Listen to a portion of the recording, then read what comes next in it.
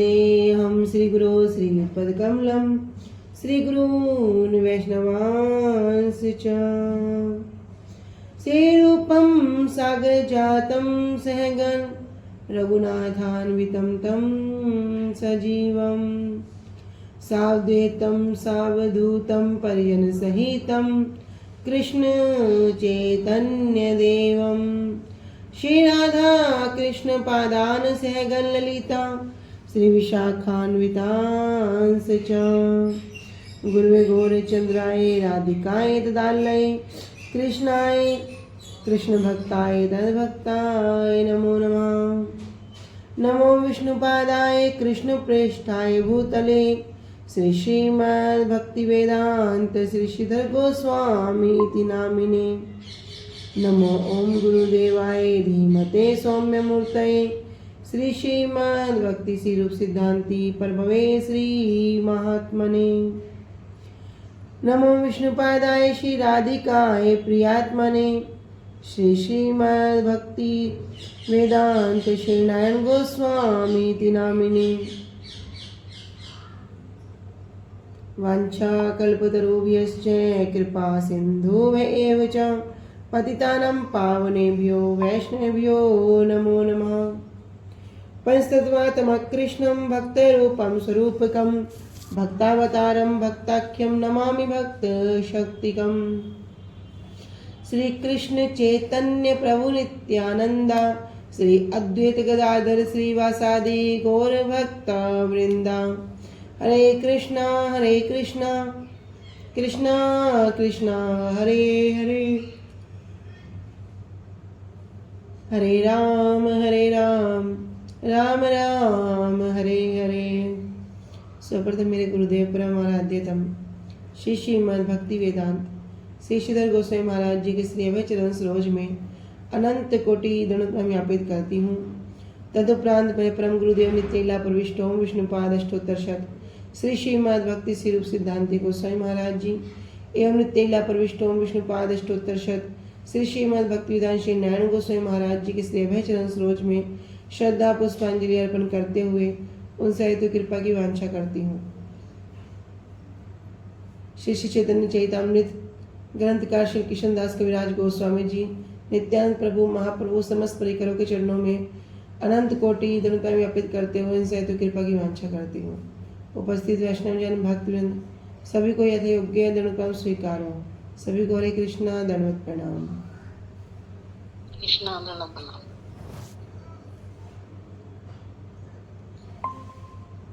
तो श्री गुरुदेव की अहेतु कृपा से हमारा जो ग्रंथ चल रहा है उसका नाम है श्री श्री चैतन्य चैतामृत।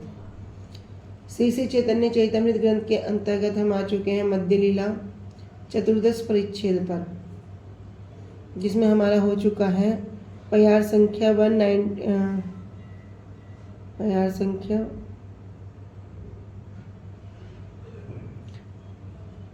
197 तक। आज करेंगे 198 से।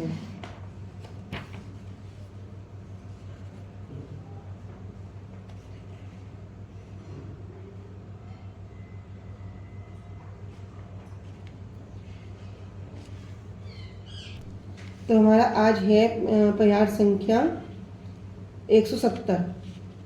170 प्यार से हम शुरू करेंगे। तो अब तक हमने श्रवण किया था कि जो व्यवचारी भाव हैं अर्थात जो संचारी भाव हैं वे 33 प्रकार के हैं। वे 33 प्रकार के भाव को हमने श्रवण किया था। फिर 20 प्रकार के जो अलंकार हैं भाव रूप जो अलंकार हैं उनको श्रवण किया था। उसमें विशेष करके कुछ जो शब्द थे किलकिंचित मोटाइत कुटुमित विवोक ललित और विकृत, इनके विषय में भी हमने श्रवण किया था। अभी हम इनको और अच्छे समझने के लिए प्यार संख्या 170 से शुरू कर रहे हैं। किलकिंचित आदि भावेर सुन विवरण जे भाव भूसाए राधा हरे कृष्ण मन। कह रहे किलकिंचित भावेर सुन विवरण। कह रहे किलकिंचित जो भाव है उसको अब क्या करो उसके वर्णन में सुनो। कह रहे जे भाव भूसाए राधा हरे कृष्ण मन, कि जिन भाव रूपी आभूषणों सहित राधा रानी क्या करती हैं कृष्ण के मन को भी हर लेती हैं, कृष्ण के मन को भी मोह लेती हैं। यह है किल किंचित भाव। तो हमने श्रवण किया था कि जब राधा रानी कृष्ण को देखती हैं, यहाँ तक कि अचानक भी देखती हैं, तो वो उस प्रकार के भाव से, उन प्रकार के भाव रूपी आभूषणों से अलंकृत हो जाती हैं। तो किस प्रकार के भाव है? कह रहे किल किंचित आदि भावेर सुन विवरण। तो जो किल किंचित भाव का है, अब उनका विवरण सुनो। ये भाव किस प्रकार के हैं? कह रहे जे भाव भूषण राधाए हरे कृष्ण मन, कि जिन भाव में भूषित होने से, जिन भाव रूपी अलंकारों से सज जाने से श्रीमती राधा रानी क्या करती हैं? कृष्ण के मन को भी हर लेती हैं। राधा देखी कृष्ण यदि छुड़ते करे मन, दान घाटी पथे जबे ब्रजेरे गमन।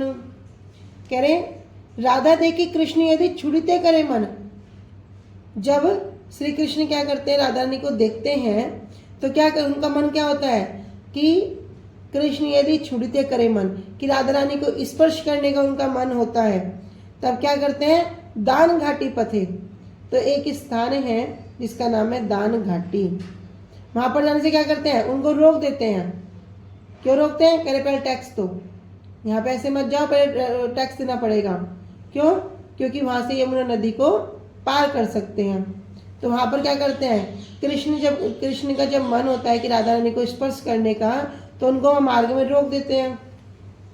जबे आसी माना करे पुष्प उठाई ते, सखी आगे चाहे यदि गाये हाथ दीते। कह रहे जबे असी मान करे पुष्प उठाई थे। तो जब क्या करते? निकट आकर फूल चुनने के लिए क्या करते हैं? उनको रोक देते हैं। और क्या करते हैं? सखी आगे चाहे यदि गाये हाथ देते हैं। और क्या करते हैं? सखियों के सामने भी उनको हाथ लगाते हैं, उनको हाथ से छूते हैं, स्पर्श करते हैं।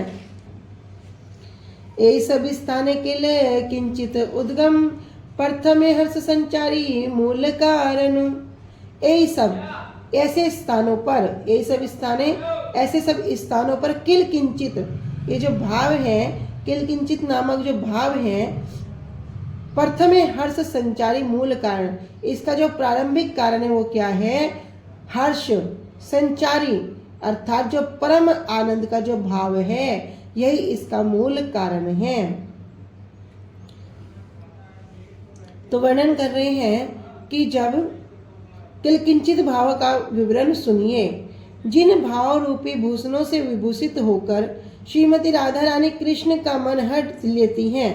श्री कृष्ण जब श्री राधा जी को देखकर यदि उन्हें छूने की इच्छा करते हैं, अथवा जब दान घाटी का पथ अवरुद्ध करके, अवरुद्ध मतलब रोक कर, जब श्री राधा रानी को जाने से रोकते हैं, अथवा जब श्री राधा रानी के पास आकर उन्हें पुष्प चयन करने से मना करते हैं, अथवा किसी सखी के सामने श्री राधा जी के श्री अंग को छूने का प्रयास करते हैं, ऐसे समय पर किल किंचित भाव का प्राकट्य होता है। पहले हर्ष नामक संचारी भाव प्रकट होता है और यही इन किंचित भाव का मूल कारण है। तो हमने श्रवण किया था ना कि जो 33 प्रकार के व्यवचारी या संचारी भाव, ये 33 प्रकार के हैं। तो इसमें मूल कारण क्या बता रहे? हर्ष। ये हर्ष नामक जो संचारी भाव है, पहले ये प्रकट होता है और इसके प्रकट होने से ही ये जो किल किंचित भाव है ये प्रकट होगा। कह रहे जब श्रीमती राधा रानी क्या करती हैं कि उनकी अपने घर को छोड़ती हैं और सदैव क्या करती हैं? बड़ी सुंदर सुसज्जित आकर्षित होती हैं। तब श्री कृष्ण क्या करते हैं? उनकी स्पर्श करने की इच्छा करते हैं। श्री कृष्ण के अंदर क्या होती है? उनको स्पर्श करने की इच्छा हो जाती है। तब कृष्ण क्या करेंगे? उनमें कुछ कुछ कमी ढूंढेंगे कि क्या करना चाहिए। तो नदी पार करने के लिए फूल तोड़ने से मना करेंगे, नदी पार करने के लिए टैक्स लेंगे। तो जो दान घाटी का पथ है या फिर जो पुष्पों के वन हैं, ऐसी सी लीला संपादित करते हैं कि दान घाटी के पथ पर इस प्रकार की लीला करेंगे कि जिस मार्ग पर श्रीमती राधा रानी दूध दही घी आदि लेकर जाती है, उस रास्ते अथवा दूसरी पार खड़े होकर श्री कृष्ण कहते हैं, तुम जब तक शुल्क नहीं दोगी, टैक्स नहीं दोगी, तब तक इस मार्ग से तुम्हारा जाना मना है। इस छल से एक दान केली रूप लीला का उद्गम करते हैं।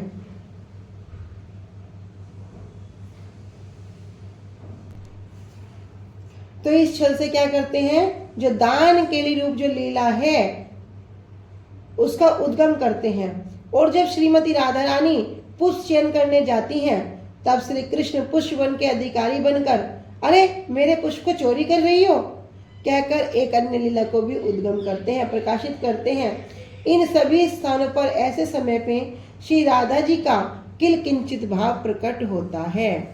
तो ये हो गया किल किंचित भाव, जो हमने कल भी श्रवण किया था, लेकिन अब इसको हम थोड़ा विस्तार से श्रवण कर रहे हैं। गर्भ अभिलाष रुदित स्मित सूया भय क्रुधाम संकरीकरणम हर्षात उच्चते किल किंचितम। तो कह रहे गर्भ अभिलाष, गर्व अभिलाषा, रुदित रोना, स्मित असूया, स्मित अर्थात मुस्कुराना, असूया अर्थात ईर्ष्या, भय क्रोधाम भय करना, क्रोध करना, संकरी कारणाम और संकरी मतलब सिकुड़कर दूर हटना, हर्षद उच्चते और हर्ष के कारण क्या हो रहा है संकरी कारणाम सिकुड़कर दूर हट रही हैं। किल किंचित उच्चते, इसी भाव को किल किंचित नामक कहा गया है, इसी को किल किंचित भाव कहलाते हैं। कौन से बताए, गर्व, अभिलाष, रोना, मुस्कुराना और ये ईर्ष्या करना, भय करना, क्रोधाम क्रोध होना, संकरी कारणम हर्षाद उच्चते और हर्ष के कारण से, हर्ष में हर्ष है लेकिन हर्ष के कारण क्या करें, दूर हट जाना, ये सब भाव क्या है, किल किंचित भाव कहलाते हैं। अमृत प्रभा भाष्य में श्री भक्ति विनोद ठाकुर जी वर्णन कर रहे हैं, गर्व, अभिलाष, रोदन, हास्य, असूया, भय और क्रोध, इन सातों भावों के हर्ष के साथ सम्मिश्रण को किल किंचित भाव कहते हैं। आर सात भाव असी सहज मिले, अष्ट भाव सम्मिलने महाभाव है। कह रहे आर सात भाव, कह रहे अन्य सात भाव आसी सहज मिले, सहज रूप में स्वाभाविक रूप में क्या हो जाते हैं, मिल जाते हैं। अभी क्या हमने सुना, हर्ष सुना, हर्ष के साथ जो और अष्ट सात्विक भाव हैं, तो ये जो सात भाव और अन्य ये भी क्या होते हैं, मिल जाते हैं। कैसे, सहज रूप में मिल जाते हैं। अष्ट भाव सम्मिलने महाभाव, और जब ये 8 प्रकार के जो भाव है इनका जब सम्मिलन होता है यही क्या कहलाता है, महाभाव कहलाता है।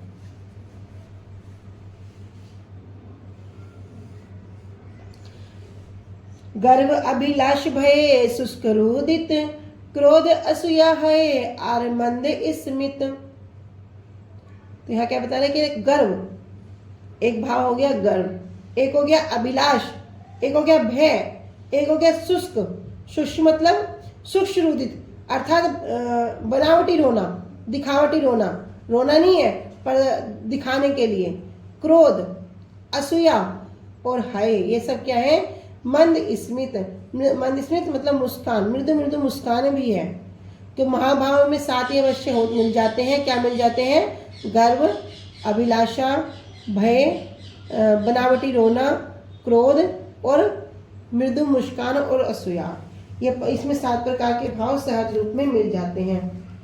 नाना स्वादु अष्ट भाव एकत्र मिलन, जहाँ आस्वादे तृप्त है कृष्ण मन। गोपियों की इच्छा क्या है, गोपियों की तो एकमात्र इच्छा है कि किस प्रकार कृष्ण को आनंद होए, किस प्रकार कृष्ण को प्रसन्नता होए, किस प्रकार कृष्ण को सुख मिले। स्वयं के सुख भोग की कोई इच्छा नहीं है कि किस प्रकार कृष्ण को सुख देख के हमें सुख हो, ये भी इच्छा नहीं है। बस क्या इच्छा है कि किस प्रकार कृष्ण आनंदित होए। यदि हमें अनेक अनेक कष्ट भी क्यों ना होए तब भी कृष्ण को आनंद होना चाहिए। तो जिनकी स्वयं की कोई भी वांछा नहीं है, एकमात्र वांछा क्या है, कृष्ण की सुख की वांछा है, कृष्ण का ही आनंद वर्धन की जो वांछा है, यही क्या है, सब गोपियों की एकमात्र यही अभिलाषा है। तो उसके पूरा करने के लिए चाहे गोपियों को किसी प्रकार से लीला करनी हो, वे क्या करती हैं, उसको करती हैं। हमने एक कथा भी श्रवण की है कि जब कृष्ण को बुखार हो जाता है, जब कृष्ण बुखार लीला करते हैं, तब नारद जी उनके पास जाते हैं, बोले प्रभु क्या लीला कर रहे हो, कह रहे मुझे ना बहुत ताप हो रहा है, बड़ा बुखार हो रहा है और अभी मैं सही स्थिति में नहीं हूँ। बोले प्रभु आप तो नई नई लीला करते हैं, आज कौन सी लीला कर रहे हो? अच्छा बताइए आपका बुखार कैसे ठीक होगा?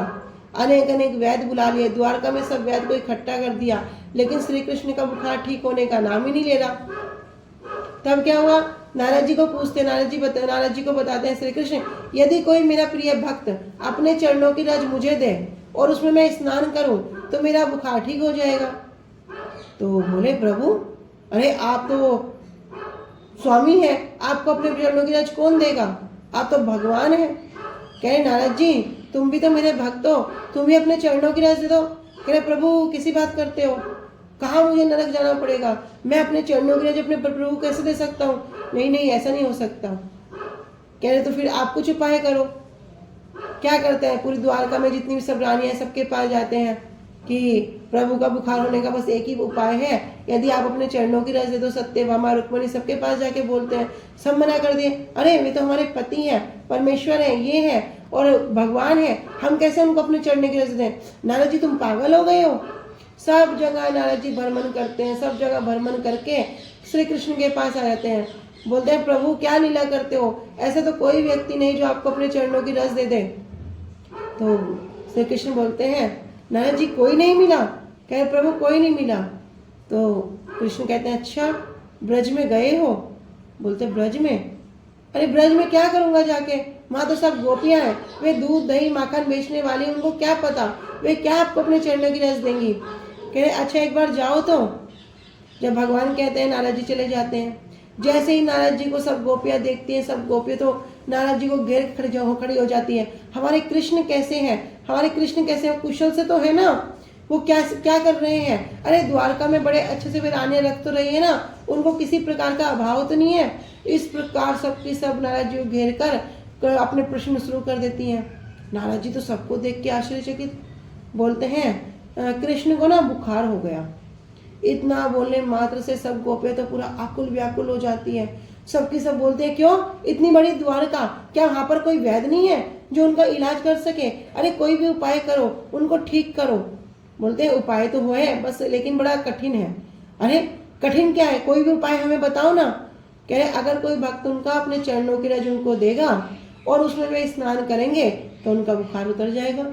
बस इतना सुनने मात्र से सब गोपियों ने क्या करा, अपने अपने उतरी अपने आप अपनी अपनी चुनरी को बिछाया और बार बार जमीन पर जा रही है, बार बार अपने पैरों में मिट्टी भर रही है और वहां बैठ बैठ कर पूरे पैरों को हाथों से झाड़ झाड़ के पूरी बड़ी पोटली तैयार कर दी। नारद जी तो देखते रह गए, अरे क्या हो रहा है? जब नारद जी को बांध बूंद के पोटली देने लगी पूरी रज की, बोल रही जाओ जाओ जल्दी जाओ, श्री कृष्ण को बोलो जल्दी इसमें स्नान करें और स्वस्थ हो जाए। नारद जी बोले रे गोपी हो, तुम पागल हो गई हो, तुम अपने चरणों की रज किसको दे रही हो? तुम्हें कुछ ज्ञान भी है? बोले अखिल ब्रह्मांड के स्वामी है, वो सबके कर्ता है, सबके मूल कारण है, ईश्वर परम कृष्ण सच्चिदानंद विग्रह है। गोपियां कह रही नारद जी हमें पाठ मत पढ़ाओ। कह रहे अरे तुम ये चरणों की रज दे रही, तुम्हें कितने जन्मों तक नरक भोगना पड़ेगा। कह रहे यदि हमें श्री कृष्ण को ठीक करने के लिए, उनकी प्रसन्नता के लिए करोड़ों करोड़ों जन्म भी नरक भोगना पड़े तो भी हमें कोई स्वीकार है, तो भी हमें कोई आपत्ति नहीं। अब आप व्यर्थ में बात मत करो, तुरंत जाओ श्रीक जाओ और जाकर उसमें स्नान कराओ। इधर नारद जी तो आश्चर्यचकित हो रहे हैं और लेकर जा रहे हैं। जब श्री कृष्ण के पास गए, बोले नारद जी आ गए? कह रहे आ गया। तब जब गोपियों के चरणों की रज की पोट ली थी, उसमें श्री कृष्ण से कह रहे प्रभु कैसी लीला है? कह रहे ये मेरे भक्तों की लीला है, ये गोपियों की लीला है। इन गोपियों का मैं कभी भी ऋण नहीं चुका सकता, मैं कभी भी इनके ऋण से ऋणी नहीं हो सकता। गीता में साक्षात रूप में स्वयं कहे ना कि जो मेरा जैसा भजन करता है मैं उसका वैसा भजन करता हूँ। ये यथा माम प्रपद्यन्ते तांगिस्तांग भजाम्यहम्, मैं उसका वैसा ही भजन करता हूँ। किंतु जब गोपियों की बात आती तो कहते हैं ना भैया मैं आपका ऋण नहीं उतार सकता। तो गोपियां श्रीमती राधा रानी क्या करती हैं? एकमात्र कृष्ण के सुख में सुखी होती हैं। कह रहे नाना स्वादु अष्टभाव एकत्र मिलन, झाड़ आस्वादे तृप्त है कृष्ण मन। नाना प्रकार के स्वादिष्ट क्या अष्ट भाव के जो लक्षण है, ये सब क्या हो गया? एकत्र हो गए, एकत्र मिलन, एक ही स्थान पर इनका मिलन हो गया। अर्थात जो ये अष्ट सात्विक भाव है सबके सब उदय हो गए। जहाँ आस्वादे, और जिसको आस्वादन करने से तृप्त है कृष्ण मन, कृष्ण मन अर्थात श्री कृष्ण का मन पूर्णतः क्या हो जाता है, तृप्त हो जाता है। दधि खंड धृत मधु मरीच कर्पूर, इलायची मिलने जे छे रसाला मधुर। कह रहे किस प्रकार तृप्त हो जाता है, जिस प्रकार कोई प्यासा हो, बहुत बड़ा प्यासा, बड़ी गर्मी की बड़ी कैडी धूप है और कोई बड़ी कैडी धूप में आया हो, बस वो सोचता है मुझे कहीं से जल मिल जाए, कहीं से मुझे जल मिल जाए। और क्या होता है, अब जल की जगह उसको क्या करते हैं, बड़ी सुंदर सिकंजी उसको बढ़ा कर तैयार करके दे देते हैं, उसमें थोड़ा सा दही खंड ये सब कुछ मिलाकर उनको देते, तो कितना उनको आनंद होएगा। कह रहे भैया और दो, एक सांस में सारा पान कर जाएगा, और पान करेगा और पान करेगा, तो उसमें पान करके जिस प्रकार वो तृप्त हो जाएगा, उसी प्रकार के कह रहे दधि खंड धृत मधु मरीच कर्पूर। दधि अर्थात दही, खंड अर्थात खांड, घृत अर्थात घी, मधु और मरीच, मधु मतलब शहद, मरीच काली मिर्च, कर्पूर अर्थात कपूर, इलायची और इलायची, मिलने ये छे रसाला मधुर। और जैसे इन सबको मिलाने पर एक सुंदर जो पेय है वो क्या है, तैयार हो जाता है। वो स्वादिष्ट और मधुर जो पेय है वो तैयार हो जाता है। उसको पान करने से जिस प्रकार कोई तृप्त हो जाता है, उसी प्रकार कृष्ण भी क्या कह रहे हैं, तृप्त है कृष्ण मन, उसी प्रकार कृष्ण भी तृप्त हो जाते हैं। कह रहे हर्ष के साथ, अभी सिर्फ क्या था, हर्ष एक संचारी भाव है। इस संचारी भाव के साथ जब सात और अन्य भाव हैं, गर्व, अभिलाष, भय, शुष्क, रोदन, क्रोध, असूया और मंद मुस्कान, स्मित मुस्कान, ये सात भाव सहज में आकर मिल जाते हैं। और इन आठ भावों के मिलने से ही महाभाव होता है।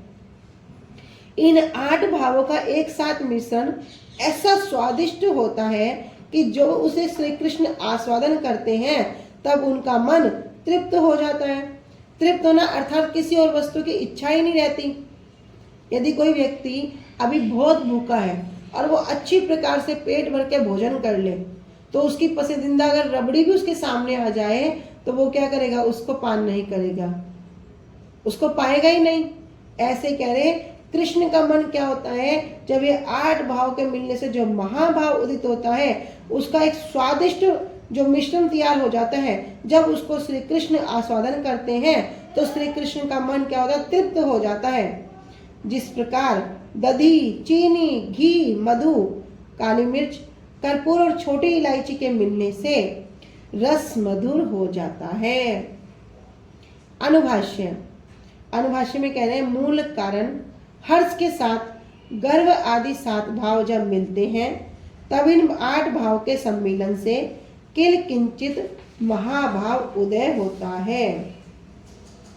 तो हम ये बार बार सुन रहे हैं कि हर्ष क्या है, ये संचारी भाव है।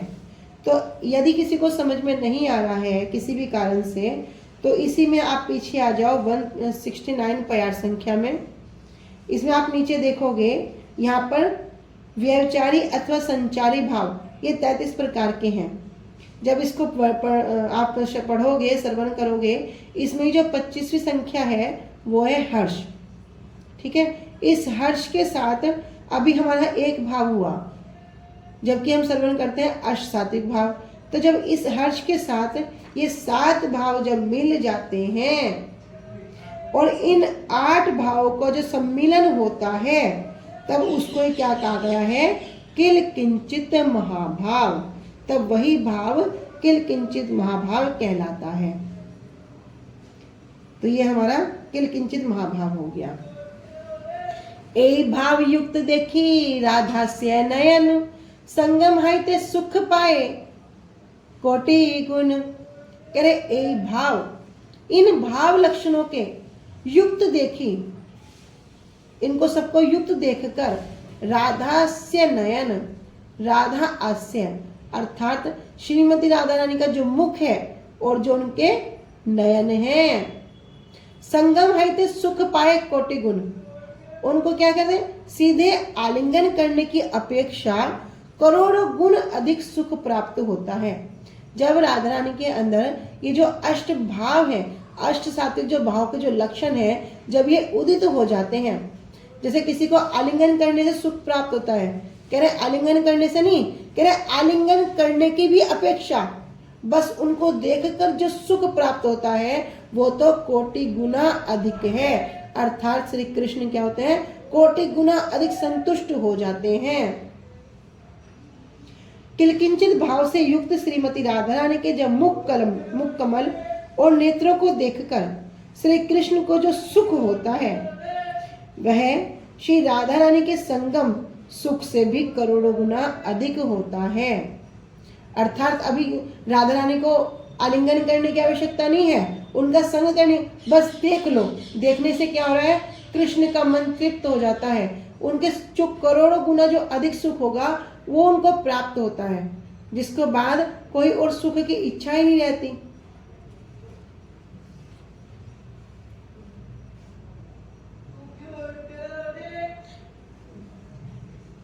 अंतः स्मृत्या उज्ज्वल जल करण व्याक्रीन पक्षम अंकरा किंचित पाटलित अंचला रसिकता उत्सिता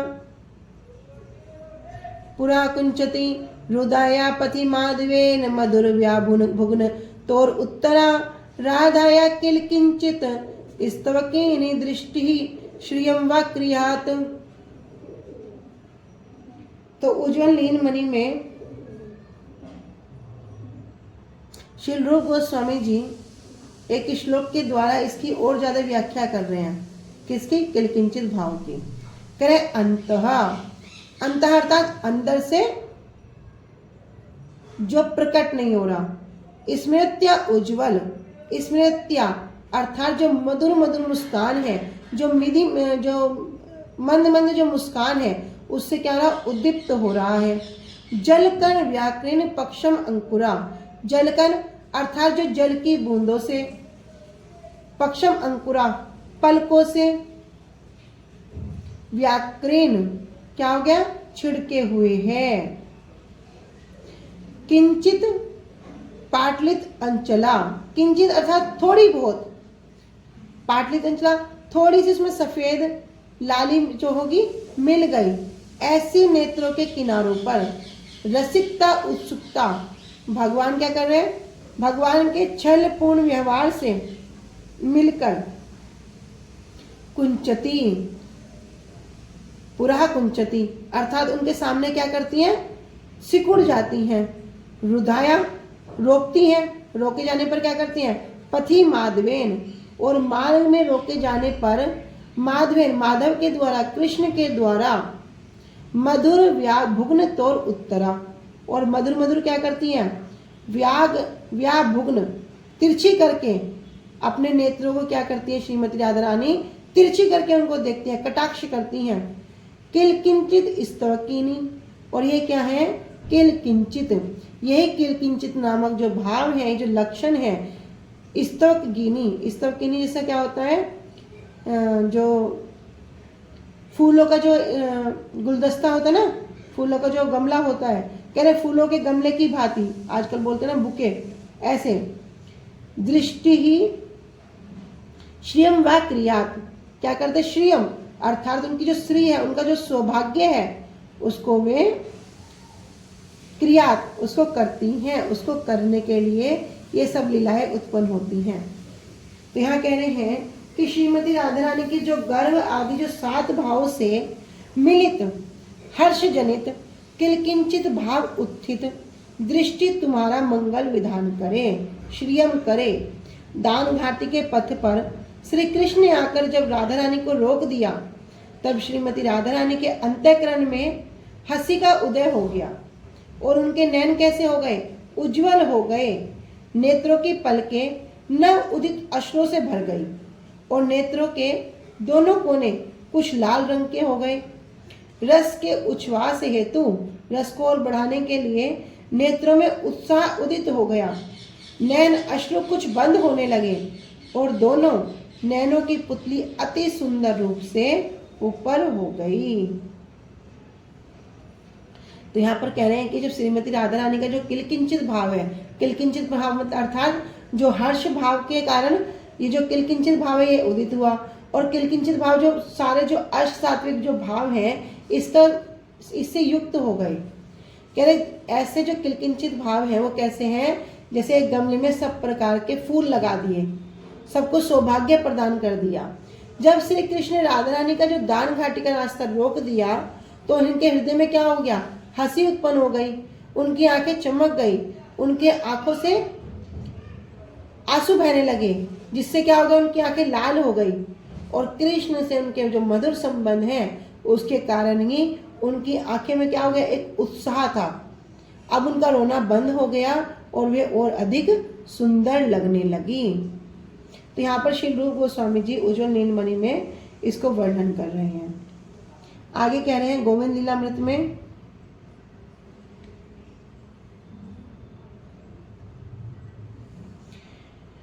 वाष्प व्याकुलित अंचल चलन नेत्रम रसो उल्लासितम हेलो उल्लास चलाधरम कोटिलित भ्रूयुग्मम उद्यत स्मितम राधाया किलकिंचित अंचितम असोवीक्ष्य अनन संगाम आनंदम तम अवाप कोटि गुण्यात या अभ्रुत नागी गोचरा। तो यहाँ कह रहे हैं वाष्प अर्थात उनके जो अश्रु हैं, व्याकुलित व्याकुल, अरुण अंचल, उनका जो अरुण अंचल है, लाल रंग का जो उनका आंचल है, चलन नेत्रम और रस उल्लासितम, जो दिव्य रस से उत्तेजित होने के कारण क्या कर रहे हैं, अभी हिल रहे हैं, चंचल हो गए हैं। हेल उल्लास, और क्या कर रहे हैं, हेला कर रहे हैं, अवहेलना भी कर रहे हैं। कैसी, उपेक्षित उल्लास के कारण उनकी अवहेलना भी कर रहे हैं। चल अद्रम, उनके जो अधर है वे क्या है, हिल रहे हैं।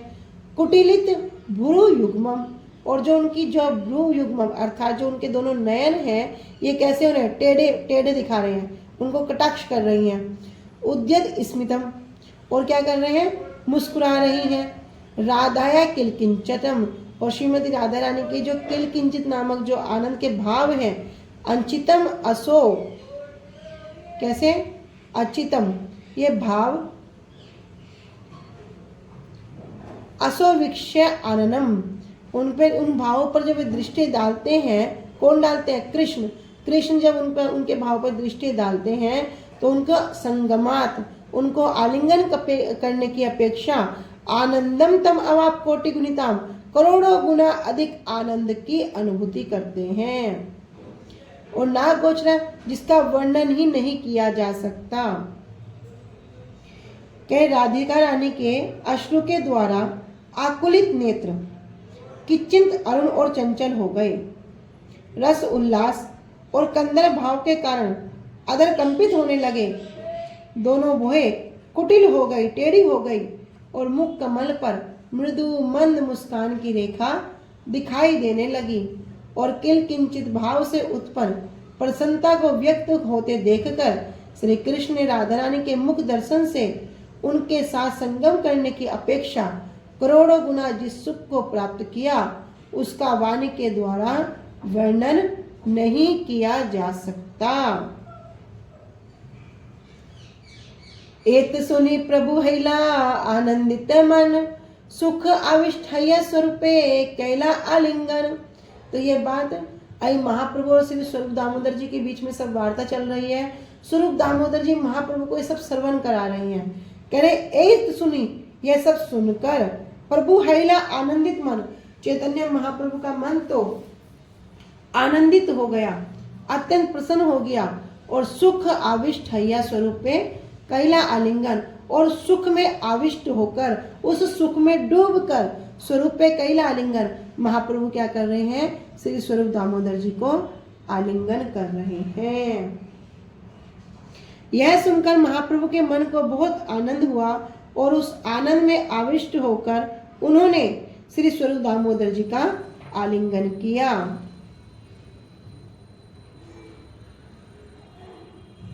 विलासादि भाव भूषार कहा था लक्षण, सही भावे राधा हरे गोविंदेर मन। तो अब विलास कह रहे, विलास किस प्रकार?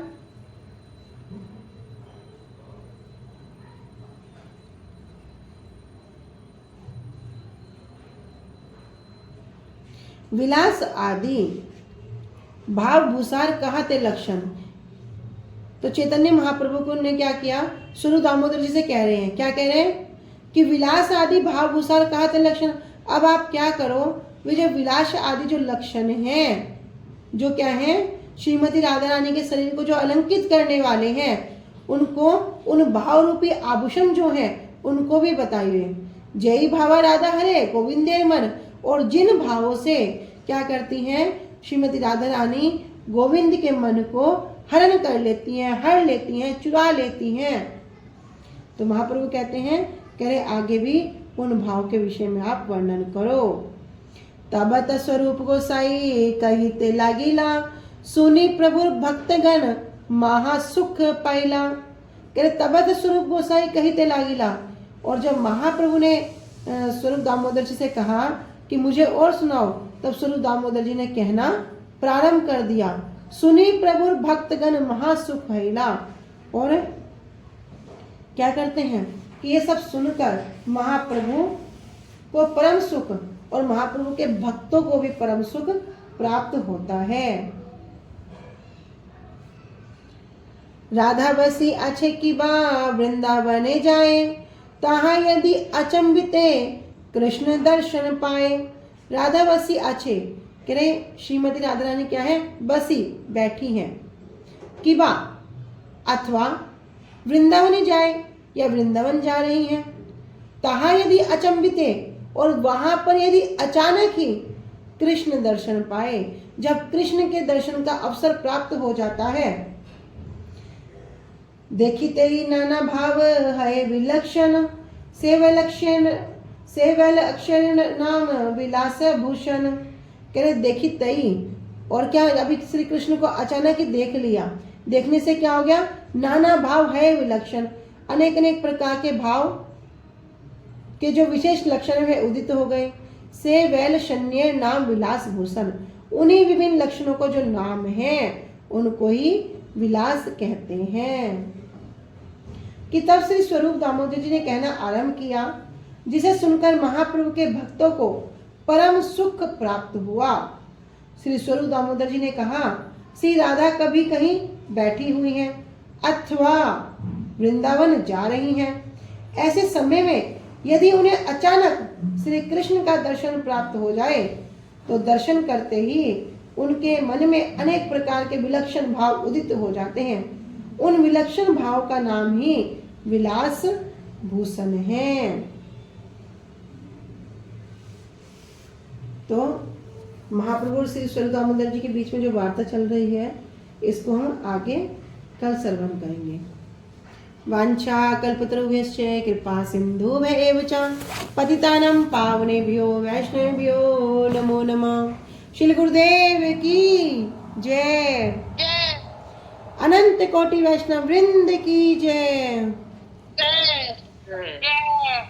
निताई गौर प्रेमानंदे, निताई गौर प्रेमानंदे,